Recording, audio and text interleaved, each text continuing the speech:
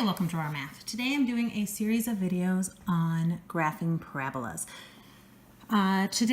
This example, we have some pretty big numbers. I'm just going to go down the list and graph after I have a few pieces of information to decide how I want to graph this.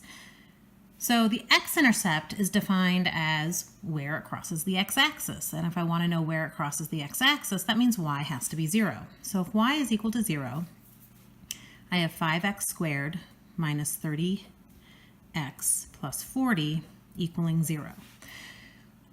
The beautiful thing about having an equal sign is I can quickly divide 5 from both sides and make sure I hit all three terms. X squared minus 6x plus 8 equals 0. Now I factor. Two numbers that multiply to a positive and add to a negative. That's going to be negative 2, negative 4. So x equals 2, 4.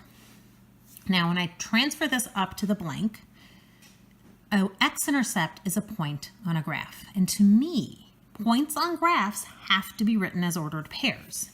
So it's not 2, 4, it's 2, 0, 4, 0. Okay, y-intercept.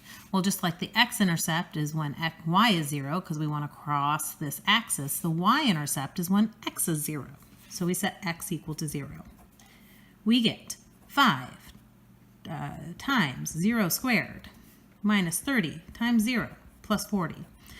Anything times 0 goes away, so y is equal to 40. So my y-intercept is 0, 40. Next piece of information, vertex.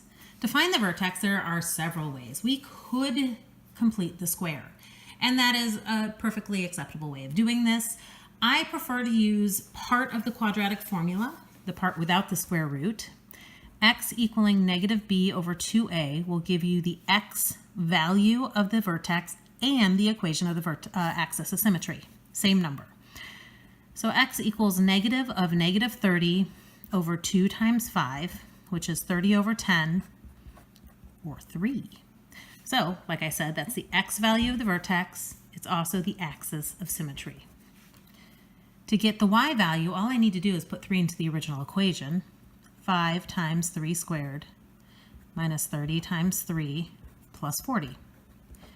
5 times 9 minus 90 plus 40, which is 45, minus 90 plus 40, which happens to be negative 5. Okay, now I am going to start graphing. I am going to graph, well, I have to get to 40, I need to get to negative 5. I'm going to scale my y-axis to be multiples of 5. 5, 10, 15, 20, negative 5, so on and so forth. That's a 20, not a 26. Okay, so 3, negative 5 is actually just going to be right here. And 2, 0, and 4, 0 will be here and here. And then 40, let's see, 20, 25, 30, 35, 40 is going to be right here.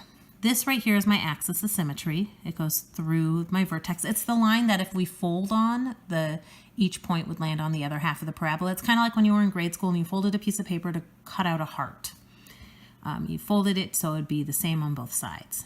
My reflection point is where the vertex is if we reflect over the axis of symmetry.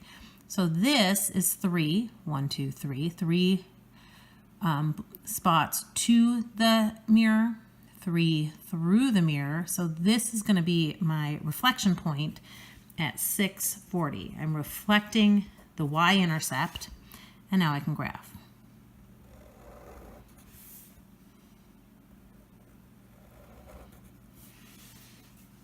All right, domain all real. For a parabola, it is almost always all real.